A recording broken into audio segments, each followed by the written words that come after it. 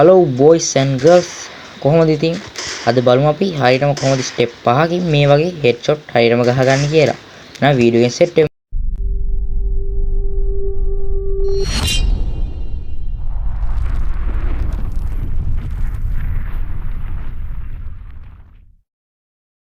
ඔයා මුලින් ඉඳන් හෙඩ්ෂොට් ගහන්න පුරුදු වෙනවා නම් ඩෙසර්ට් එකයි ෂොටියයි අනිවාර්යයෙන් වුඩ් පැකර් එකයි ගන්න.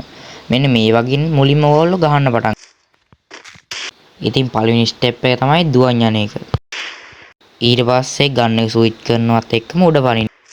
කන්ට්‍රෝල් බටන් එකේ උදව්වත් ඇතුව ඕගොල්ලෝ එනිමියක් කකුල් දෙක මුලට එයිම් එක ගන්න ඕනේ. ඊළඟට ඉතින් කරන් තියන්නේ හයියෙන් උඩ ඩ්‍රැග් කරන එක. මම දැන් ඕගොල්ලන්ට ඒක ස්ලෝ මෝෂන් විදිහට දාලා පෙන්නන්නම්.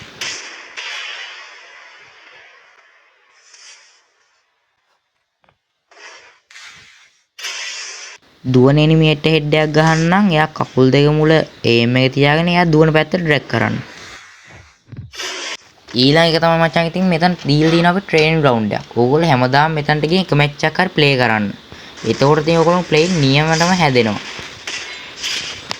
තව දෙයක් තමයි ඕගොල්ලෝ ෆයර් කරලා ඉවරලා අනිවාර්යෙන් ගන්න එක ස්විච් කරන්න ඕනි.